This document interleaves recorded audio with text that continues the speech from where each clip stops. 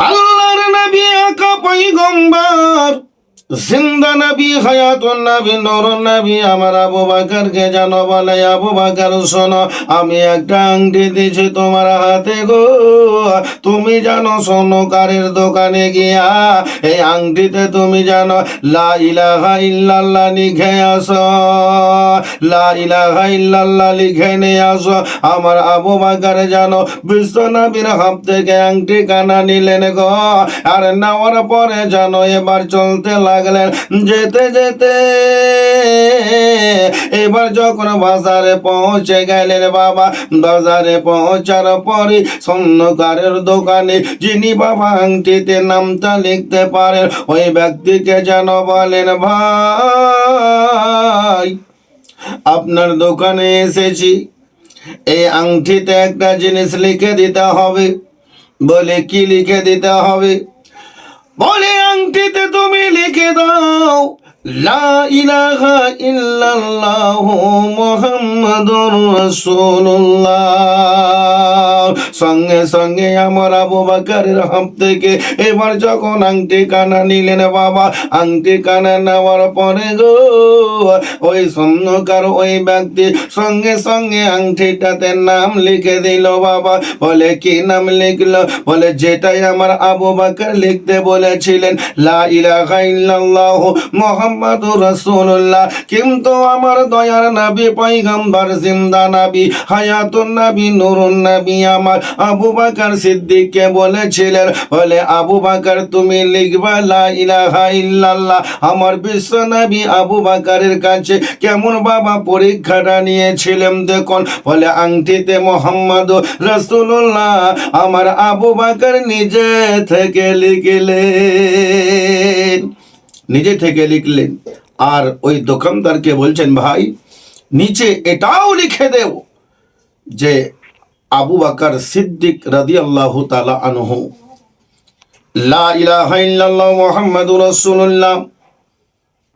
নিচে জানো আবু বকর এই আংটি কানা নিয়ে আসার পরে দয়ার নবী দো জাহানের বাদশা কালে কামনে ওয়ালে আগা জনাবে রাসূলুল্লাহর হাতে জানো দিলেন। আল্লাহর নবী যখন আবু বকরের কাছ থেকে আংটি নিলেন, নেওয়ার পরে আবু বকরের মুখের দিকে তাকাইয়া চেহারার দিকে তাকাইয়া যেন আবু বকরকে বলেন আবু বকর গো, আমি তোমাকে বলেছিলাম লা ইলাহা ইল্লাল্লাহ লিখতে, তুমি জানো মুহাম্মাদুর রাসূলুল্লাহ লিখেছো। আমার বিশ্ব নবীকে আবু বকর জানো বলেন, বলে ইয়া রাসূলুল্লাহ ইয়া হাবিবাল্লাহ নবী গো, বলে আপনি আমাকে লিখতে বলেছেন লা ইলাহা ইল্লাল্লাহ, আর আমি জানো মুহাম্মাদুর রাসূলুল্লাহ যোগ করে দিয়েছি। কারণ হলো এটাই, কোরআনের যে জায়গাতে যাওয়া যাবে আপনার যে আল্লাহর যেখানে নাম, ওগো নবী তোমারও নাম আছে। আমার আল্লাহকে একই শুধু যেন আমি আল্লাহকে যদি সারা জিন্দেগি আমি ডাকি, মোহাম্মদকে ওগো নবী তোমাকে যদি না ডাকি তাহলে কোনদিন আমার আল্লাহ আমাকে পছন্দ করবে না। যার জন্য লা ইলাহা ইল্লাল্লাহর নাম শুধু কলেমা নয়, যতক্ষণ পর্যন্ত মুহাম্মাদুর রাসূলুল্লাহ না পড়া হবে। তাই আমি বলছি গো, মুমিনের জবানে লা ইলাহা ইল্লাল্লাহর পরে মুহাম্মাদুর রাসূলুল্লাহ বলতে হবে। পুরোটার নাম হলো কলেমা। আস্তেও বন্দের দল, লাম হাজাবের দল, বেয়াদবির দল, জাহান্নামী দলেরা বলে লা ইলাহা ইল্লাল্লাহ, লা ইলাহা ইল্লাল্লাহ মুহাম্মাদুর রাসূলুল্লাহকে তারা যেন অস্বীকার করে, মুহাম্মাদের নামটা নিতে চায় না। আমি কসম করে বলবো রে বাবা, বলে দেওবন্দিকে কাফির কেন বললাম? বলে এর জন্যই কাফির বলা হলো গো, আমার নবীর যারা বিরোধিতা করবে, নবীর যারা শত্রুতা করবে, তারা যেন কোনোদিন মুমিন হতে পারে না, তারা যেন ইসলাম থেকে যেন খারিজ হয়ে যায়। আল্লাহর নবী যেন আবু বকরকে বলেন, আবু বকর, বলে ঠিক আছে, আল্লাহর পরে আমার নাম লিখেছো, বলে নিচে কেন তোমার নাম?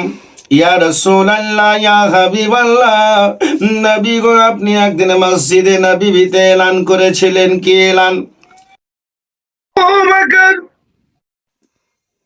আমার এতই প্রিয় আবু বকর, আমার এতই জানো বন্ধু, আমার যেই দিন ওফাত হয়ে যাবে, আমাকে যে জায়গাতে দাফন করা হবে, ওই জায়গাতে যেন পাশে যেন আবু বকরকে দাফন করা হয়। আপনি ইহ জগতেও আমাকে বন্ধু বলেছেন, পর জগতের জন্য আমি আপন। আমার আবু বকর সিদ্দিক রাদিয়াল্লাহু তাআলা আনহু, আমার বিশ্ব নবী, প্যারা নবী, দয়ার নবী, আকা মুস্তাফার যত আপন হতে পেরেছেন, পৃথিবীর কেউ যেন অত আপন হতে পারবে না। যার জন্য ইয়া রাসূলুল্লাহ আমার নাম আবু বকর, আংটিতে এটাও জানো আমার নামটাও আমি লিখে দিয়েছি। আমার দয়ার নবী মুস্তাফা জানো বলেন, আবু বকর, আমি এটা তোমার কাছে জানো পরীক্ষা নিতে চেয়েছিলাম। বলে আবু বকরের দেখি ইমাম খানা কেমন, আজকে আমরা আপনারা যদি হতাম গো বাবা, এই পরীক্ষায় যেন আমাদের পাস করা অসম্ভব হতো, কিন্তু আবু বকর আমার বিশ্ব নবীকে ভুললেন না। বন্ধ করে দাও।